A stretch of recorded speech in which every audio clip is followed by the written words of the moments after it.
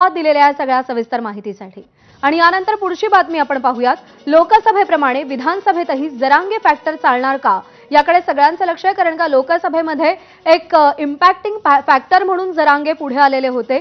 मराठा आरक्षणाच्या मुद्द्याचा निकालावर किती परिणाम होणार हे पाहणं महत्त्वाचं आहे। जरांगे फॅक्टरचा लाभ महाविकास आघाडीला विधानसभेमध्ये कितपत होतो हे पाहणं देखील महत्त्वाचं आहे, कारण लोकसभेमध्ये काहीसं झुकतं माप मराठा समाजाने महाविकास आघाडीला दिल्याचं आपल्याला पाहायला मिळत होतं।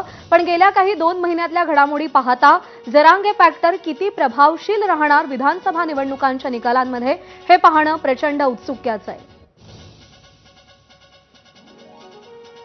मराठवाडा आणि पश्चिम महाराष्ट्रामध्ये खास करून जरांगे फॅक्टरचा इम्पॅक्ट आपल्याला पाहायला मिळाला होता। लोकसभा निवडणुकांमध्ये हा पॅटर्न विधानसभेत देखील तसाच कायम राहतो का हे पाहणं महत्त्वाचं आहे। मराठा आरक्षणासाठी जरांगे पाटील प्रचंड आक्रमक होते, आग्रही होते आणि त्यानंतर महायुती सरकारवरती त्यांनी टीकेची झोड उठवलेली होती। राज्यभर दौरे केलेले होते, रॅली घेतलेल्या होत्या।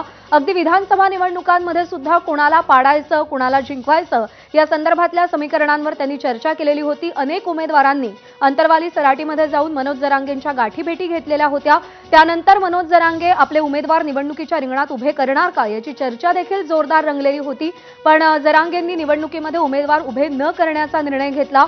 त्यांच्या या निर्णयाचं महाविकास आघाडीनं स्वागत देखील केलेलं होतं।